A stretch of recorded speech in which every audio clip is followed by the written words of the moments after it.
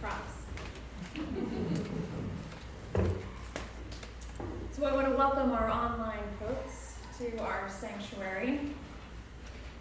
And I want to invoke the poet Maya Angelou, who truly says truth when she said, "Each person deserves a day away in which no problems are confronted, no solutions searched for.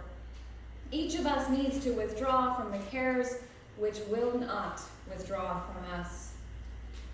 Tomorrow, the first Monday in September, we are given a gift. Do you think about Labor Day that way? As a gift? It is a day away. The day before we tumble fully, head first, into September, a month that my beloved colleague calls hell on wheels. Just to wait what's out. It is the most beautiful month weather-wise, and my goodness, can we even appreciate it? Because suddenly our lives are at full tilt. And so Labor Day is meant to be a day apart, a day distinct from all of our other days. And yet Labor Day itself is a very specific day away.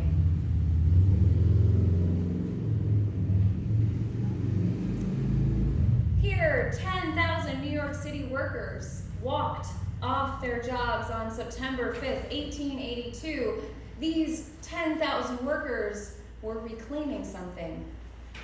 They were reclaiming what it meant to be human, saying, we are not machines, we are not expendable, we are not worthless, we are human and we expect to be seen. We expect to be treated as human beings.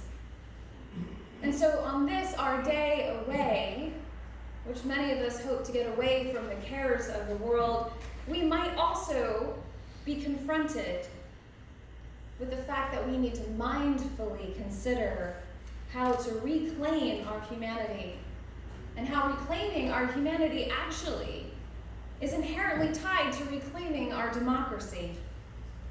The late, great civil rights elder Vincent Harding, who is featured here, once said that democracy is another way of asserting what it means to be truly human. I had never thought of it that way. In my household, the conversation around the table this month is all about the arrival of 16-year-old Greta Thunberg to New York City in a zero-emissions yacht, no less, en route to the United Nations Climate Change Summit. My own teenager remembers with great pride and tells great stories of aching feet about her participation in the People's Climate March of 2014, and I know, they grow up so quickly. So the question, how will September 20th be a day apart? And how will we be a part of it? As many of you know, there is a call from Greta and about 2 million other teenagers, for young and old, to strike together in the name of climate justice, to walk out of their schools, to walk out of our work, to gather in cities like New York and demand that we reclaim our humanity by reclaiming our democracy. You know, for those of you who have been to some marches, there is this chant that they say, "This is what democracy looks like." Right? I think we need to add a line, "This is what humanity looks like."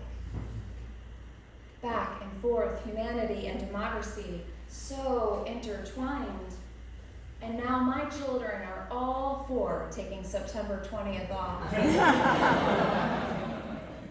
Except when they think about walking out of their schools.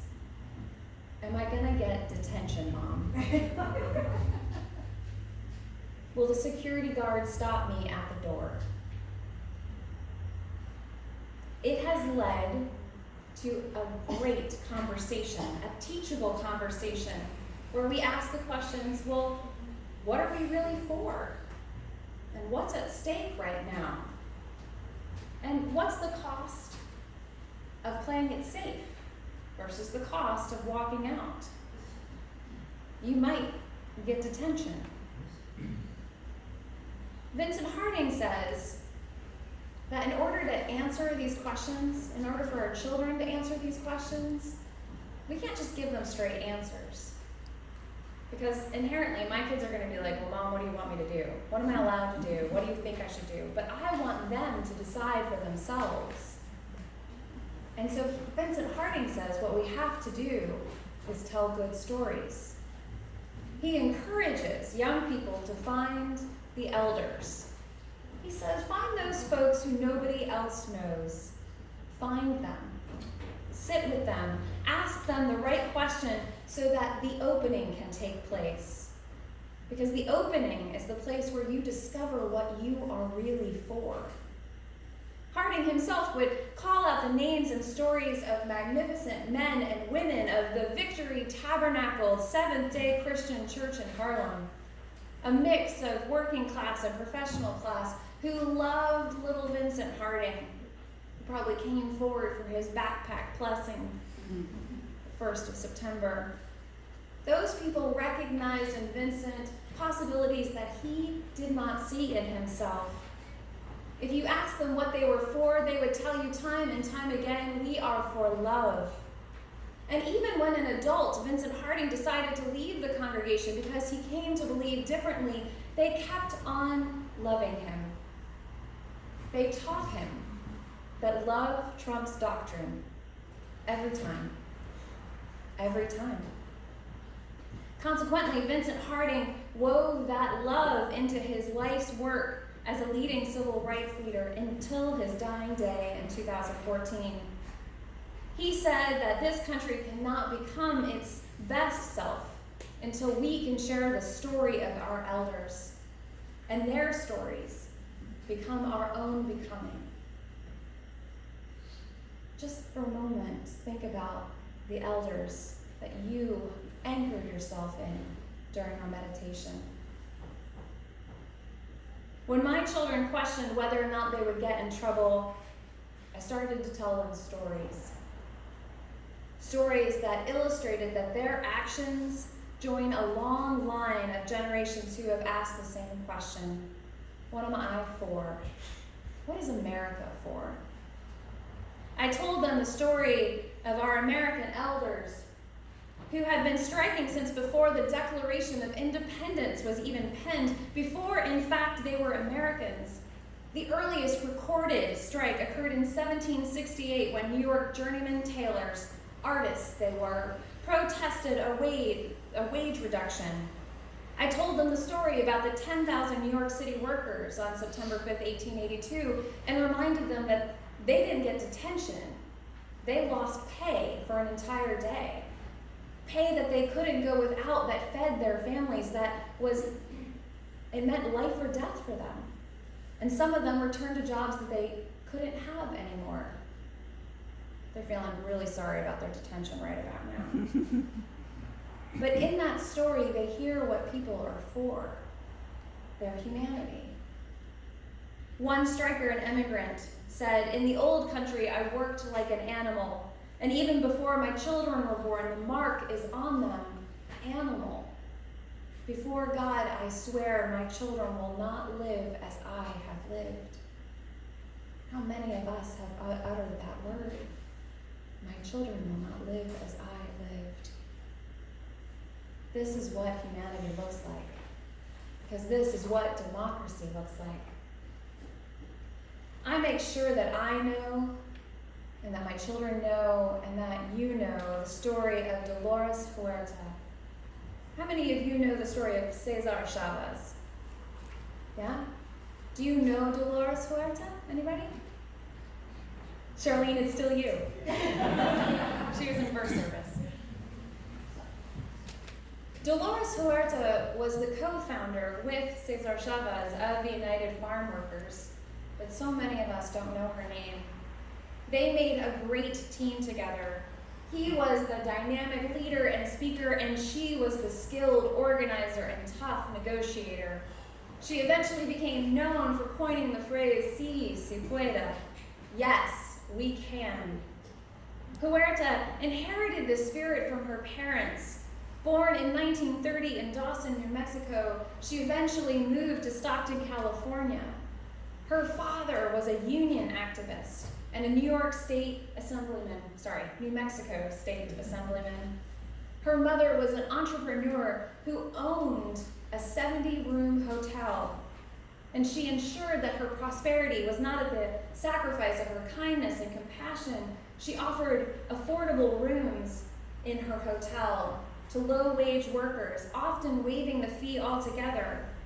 Her mother encouraged for her family, for her children, the cultural diversity that was a part of their agricultural community, made up of Mexican and Filipino, African American, Japanese, and Chinese working families.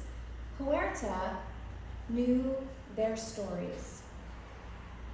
And from their stories, she understood inherently how the system was rigged against her, against them. This was a foundational experience. Growing up, going to school, Huerta was treated with suspicion and scorn for her Mexican heritage. She was once accused by a teacher of stealing another student's work because the teacher was convinced that Dolores was incapable of doing the work herself. It caused her so much pain that she wanted to become a teacher to change that experience for her students. And she did. But she quickly saw as a teacher the kind of conditions that her students were living in. She decided that being a teacher was not going to help them in the ways that she envisioned. And so she decided to become an organizer. She teamed up with Chavez, and together they created the great change, the stories of the United Farm Workers that we talk about to this day. They signed a historic agreement with 26 grape growers. Every time you pick up a grape, think Cesar Chavez, Dolores Huerta. That improved the work conditions for farm workers, including the reducing the use of harmful pesticides and initiating unemployment and health care benefits. In the 1970s, Huerta coordinated a national lettuce boycott and helped create the political passage for the 1975 Agricultural Laborers Relation Act, the first law to recognize the rights of farm workers to bargain collectively. This is what humanity looks like. Because this is what democracy looks like. I think about the story of Velma Valoria. She's here on the right. An elder whose story greatly affected Reverend Robin when Robin met her. Born in the Philippines, Valoria immigrated to the United States as a young person. And after she graduated from college, she returned to her homeland in the Philippines and went from town to town.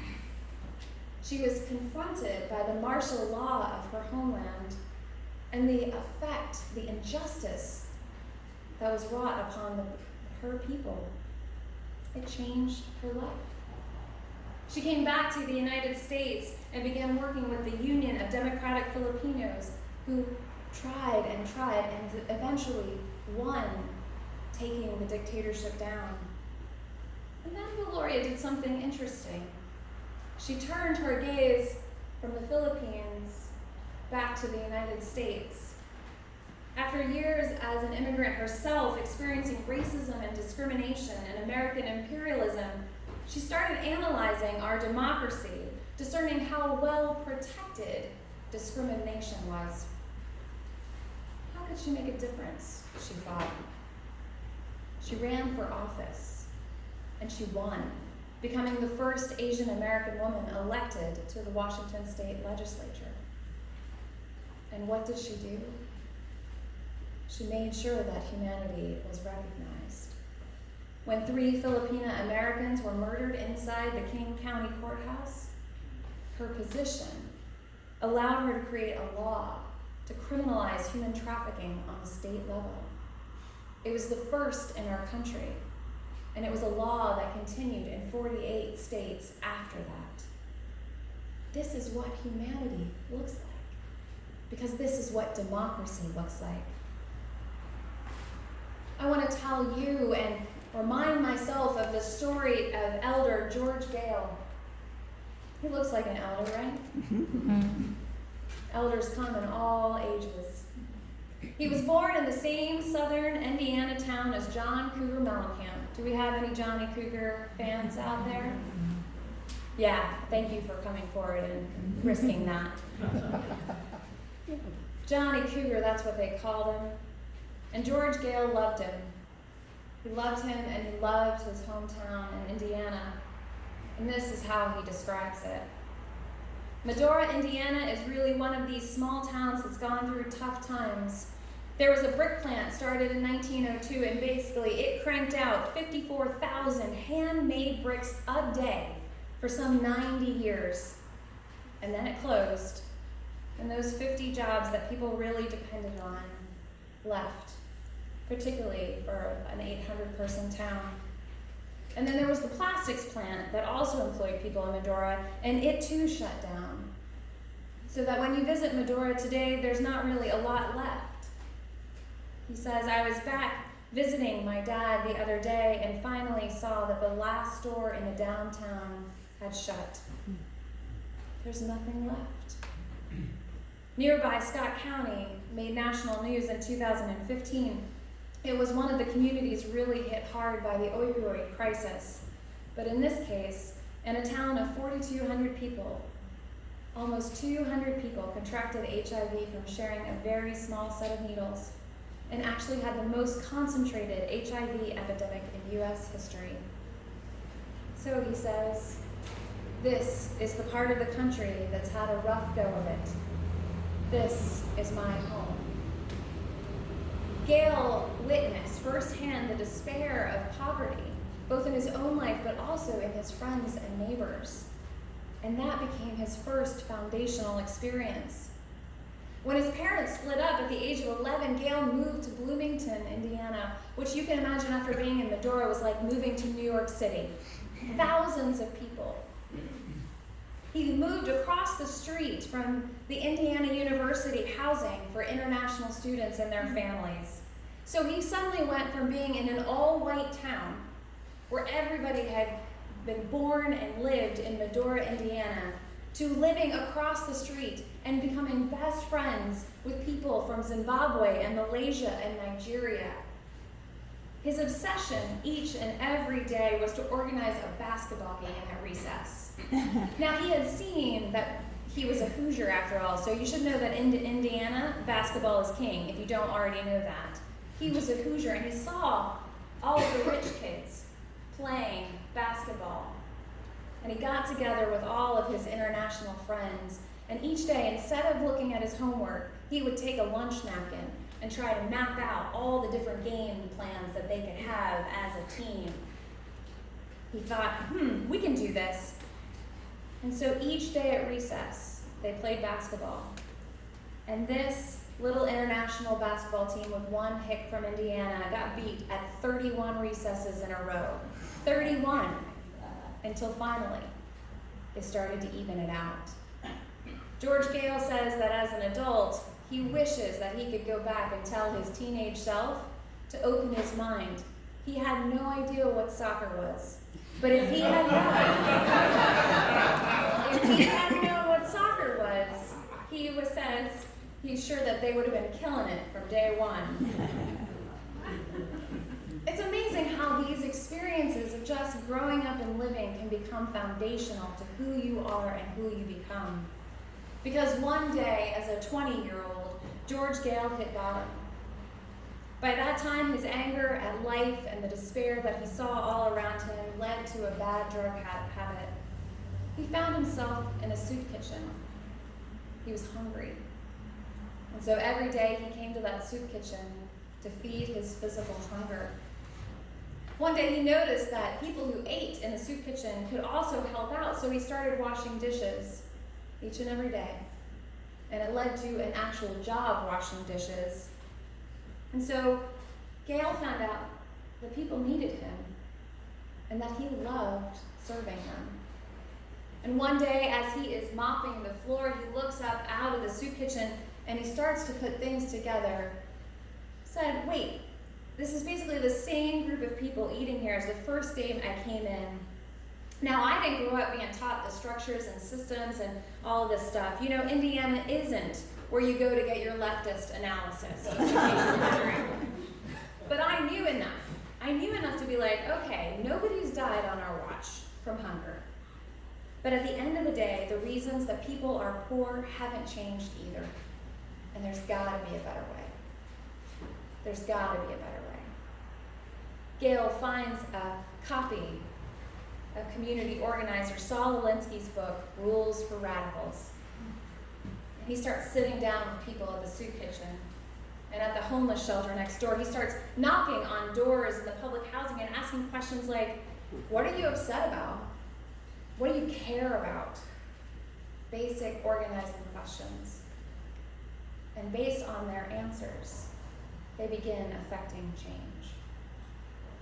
20 years later, Gail is the director of People's Action, a national movement that is reclaiming democracy by creating a movement of truth tellers about what's really happening in America for the American worker. He says his white rural neighbors are wondering right now, will this economy ever really work for me? And he says his friends of color are speaking up that it's never really worked for them. So Gail says, it's time to imagine a new future for America. In fact, it's past time. This is what humanity looks like. And this is what democracy looks like. When we hear the stories of our elders, we remember to reclaim what we are for. Vincent Harding's call to the work of the civil rights movement wasn't simply about equality or the rights themselves. It wasn't about the immediate things. He had a larger vision. He was drawn to something deeper. When he first heard Dr. Martin Luther King's vision of a beloved community, he knew that.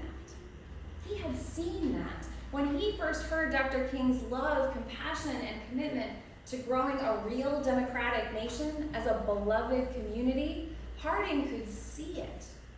And do you know why? Because he had grown up at Victory Tabernacle Church. He had seen love. He had known love. And so it wasn't just equal rights he was looking for. He was looking for a nation of beloved community. And so it was his deep spiritual responsibility to find love and to bring love into life. When it comes to creating a multiracial, multi-ethnic, multi-religious democratic society, Harding says, we are still a developing nation. And so with each generation, step by step, stone by stone, as Misa sang, we have to reclaim what it means to be human. And we have to grow up our nation as the democracy that it can be. And so I want to end with the words of a labor song, one sung 100 years ago by Millard Lampel called Pass It On. Freedom doesn't come like a bird on a wing, it sings. It doesn't fall down like the summer rain. Freedom is a hard-won thing. You have to work for it, fight for it, day and night for it, and every generation has to win it again. Do you remember that? Every generation has to win it again. So pass it on to your children, brother. Pass it on to your children, sister. They've got to work for it, fight for it, day and night for it. Pass it on to your children. Pass it on. Step by step, stone by stone, the longest march can be won. On this Labor Day, our day away, I invite you to find stories. Seek out your elders. See what they are for. Because when you can reclaim humanity, you will begin to reclaim democracy. And this is what we are for. Amen? Amen.